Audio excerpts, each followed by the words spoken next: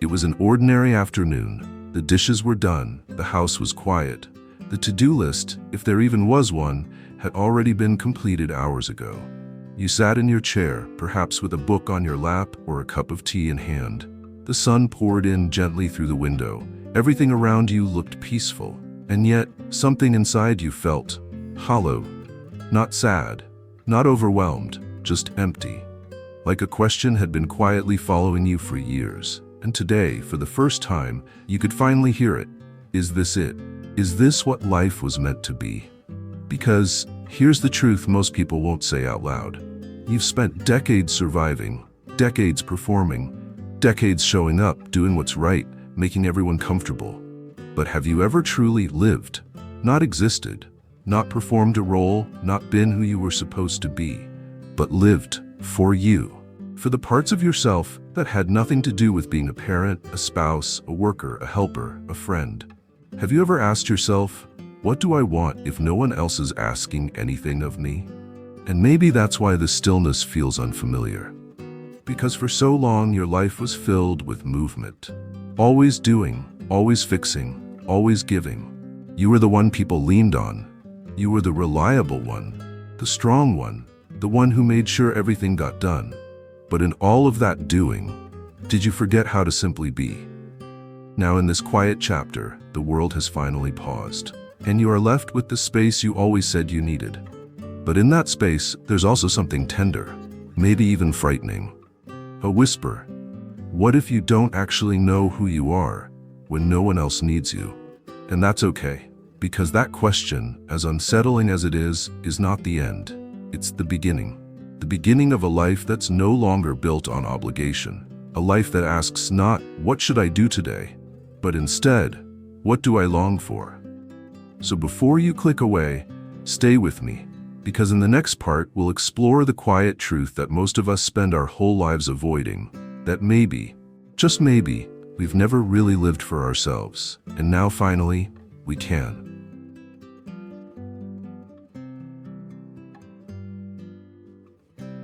Most of us were never taught how to live for ourselves.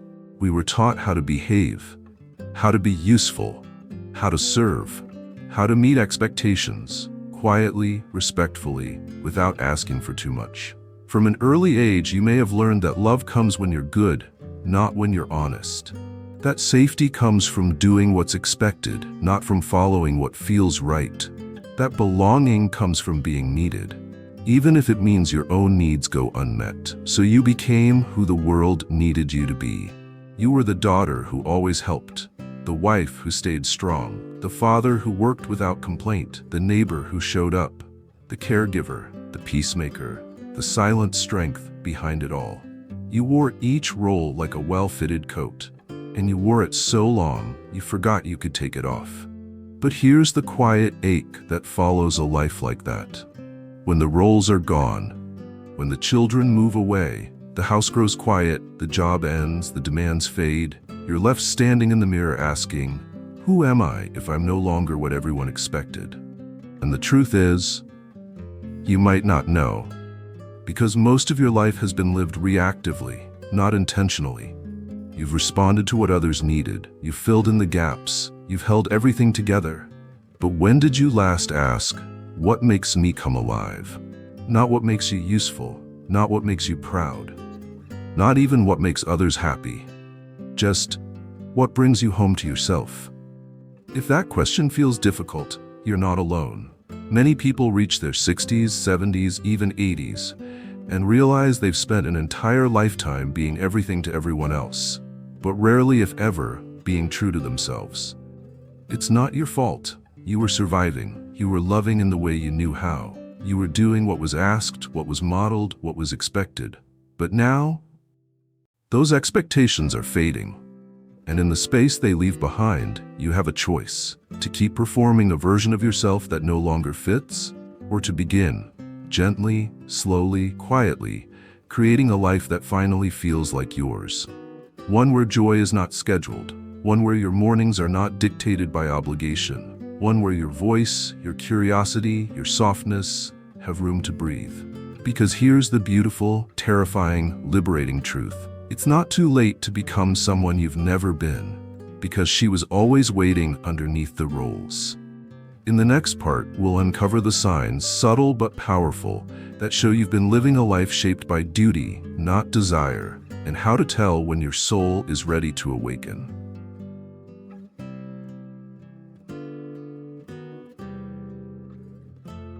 Not everyone realizes it at first. There's no alarm bell, no dramatic moment, no headline in your mind that says you're not living for yourself. Instead, the truth shows up in smaller ways. You sit down to rest and feel guilty. You do something just for you and question if it's selfish. You have free time and feel like you need to fill it with chores, favors, or someone else's needs. These aren't coincidences. They're symptoms. Signs that your life has been shaped not by your own desires, but by what the world needed you to be. You say yes automatically, even when your body says no. You apologize for resting. You find it hard to ask for help, because for decades you've been the one others leaned on. You might find yourself asking, "What do I enjoy?" and feel strangely blank, because for so long your joy came second, or not at all. Your value became tied to usefulness, to productivity, to being the steady hand in the room. And slowly, without even noticing, you learn to ignore your own voice. But here's something you may have sensed all along, something quiet, maybe even a little rebellious inside you. A longing, not to be wild, not to be reckless, but to be true. To feel like your time is your own, to feel delight without guilt, to feel unhurried, unneeded, undisturbed, and peaceful. If you felt that longing even once, listen to it. Because that whisper inside you, the one that wonders what life could be like if you let go of the rules, is not weakness. It's your soul knocking, asking to be remembered, begging in its own gentle way, "Is it my turn now?" And it is. It's your turn to stop apologizing for needing rest, for choosing silence, for declining invitations that no longer feel right, for doing less and feeling more. It's your turn to take up space in your own life, to ask what you want for dinner, not what others want, to walk at your own pace, to spend an entire afternoon doing something no one else understands. But that makes you smile. These may sound like small things, but they are the beginning of something big. They are the signs that your true life, the one that has been waiting behind the masks and roles, is ready to emerge. And in the next part, we'll explore what it really means to begin again at this age. Not by chasing what's lost, but by finally embracing what's been waiting within you all along.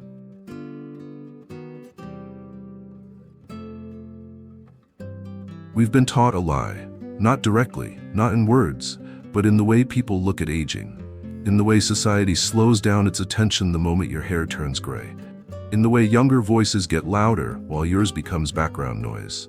The lie is this: that life after 60 is a winding down, a gentle fading, a final chapter written in soft pencil, not ink.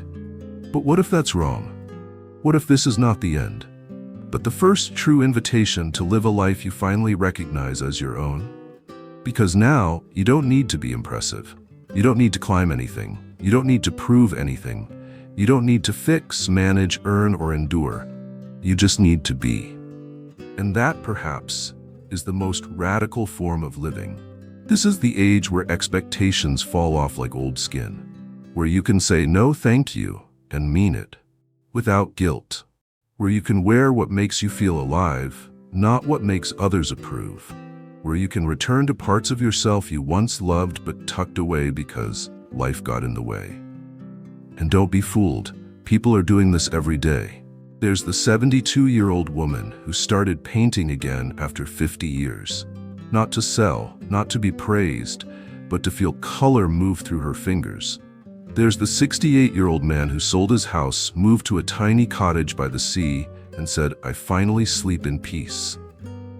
There's the woman who danced barefoot at 75 for the first time and cried not because she looked silly, but because she felt free.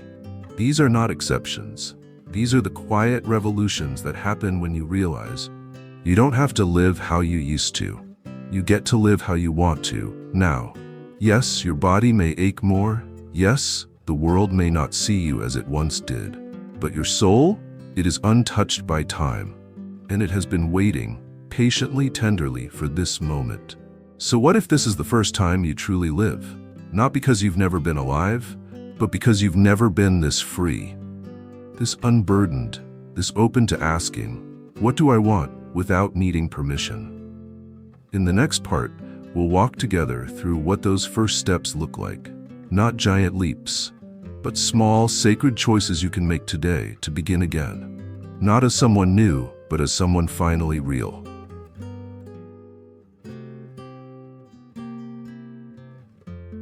Starting over doesn't always mean turning your world upside down.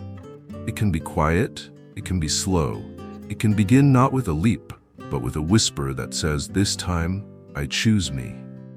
So how do you begin to live, truly live, when you've spent a lifetime doing what was expected? Not by changing everything overnight, but by making small, sacred choices that point in a new direction, one that finally leads back home to you. 1. Start with one simple question each morning. What do I want just for today? Not what should I do, not what's on the list, but what would make me feel alive today, even if just a little? It could be as small as listening to a song you used to love, calling someone who makes you laugh, sitting in silence without needing to explain why. This question shifts your life from automatic to intentional, and that's where true living begins. 2. Reclaim something you gave up along the way. Not because you had to, but because you forgot it mattered. Did you stop singing? Did you stop writing? Did you stop dreaming? Pick one thing, just one, and let it back in. Not because it needs to become your passion or your purpose, but because it reminds you, you're still here, and there are still pieces of you waiting to be reawakened. 3. Protect your peace like it's sacred, because it is. Say no more often. Turn off the news. Walk away from conversations that drain you. Give yourself permission to rest, to cancel, to disappear for a while, not out of selfishness, but out of deep self-respect. You are not required to explain your boundaries. You are only required to honor them. 4. Let go of the idea that it's too late. Too late for what? To feel joy? To try something new? To finally say, "This is my life"? No, you are not too old to start again. You are perfectly aged for truth, for freedom, for beauty without performance. And most of all, 5. Practice doing something each day that doesn't serve anyone but you. Take a nap. Sit in the garden and let the sun touch your skin. Make a meal you love, even if no one else eats it. Watch your favorite movie. Dance, cry, breathe.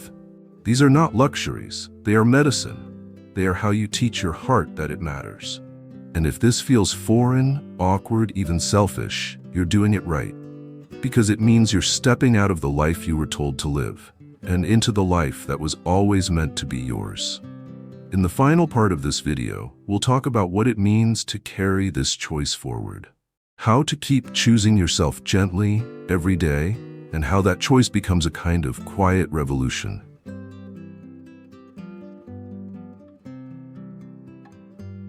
If you're still here listening, maybe some part of you is stirring.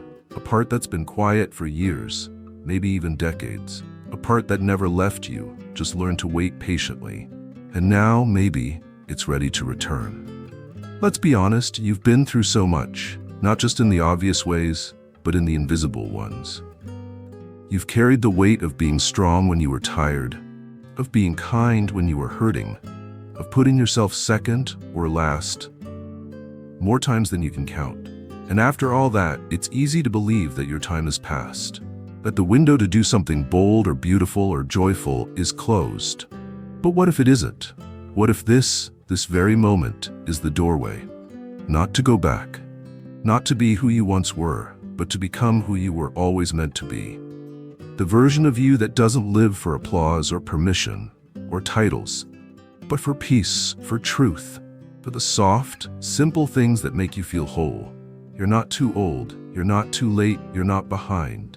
You are right on time for a life that fits your soul like a well-worn sweater. And no, you don't need to chase anything. You don't need to prove yourself to anyone. You don't need to impress, hustle, or compete. You just need to wake up each morning and ask, what would it look like to live gently today, as me? Some days the answer might be movement. Other days, stillness. Sometimes connection. Other times solitude. But as long as the answer comes from you, that's enough. That's life. Your life.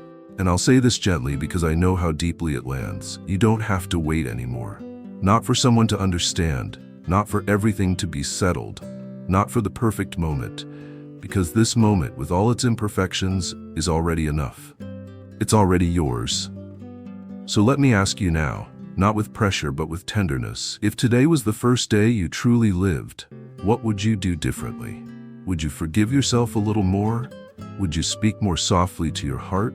Would you take that walk, start that hobby, say no to what drains you? Would you just for once let yourself be seen, not as the person you're supposed to be, but as the person you really are? That version of you, she's not far. She's just been waiting for you to choose her. So if you're ready, even a little, I invite you to do something gentle but powerful. Leave a comment below. Write this sentence and let it mark your turning point. Today I begin again, just for me. Not for the world, not to make a point, just to see it written, and to remind yourself that your life is still yours to shape. And if this video held something for you, a truth, a mirror, a soft place to land, please subscribe to this channel. Here we believe that aging is not a retreat, it's a return to self, to meaning, to softness, to the parts of life that matter more the older we get, not less. At Golden Pathways, we walk this road gently together, not racing, not proving, just remembering how to live, deeply, truly, again. Thank you for spending this time with me. Thank you for your courage. Thank you for choosing you, even if the world forgot how to. Until next time, be kind to yourself. You are not behind. You are not broken. You are becoming. And that is the most beautiful kind of life there is.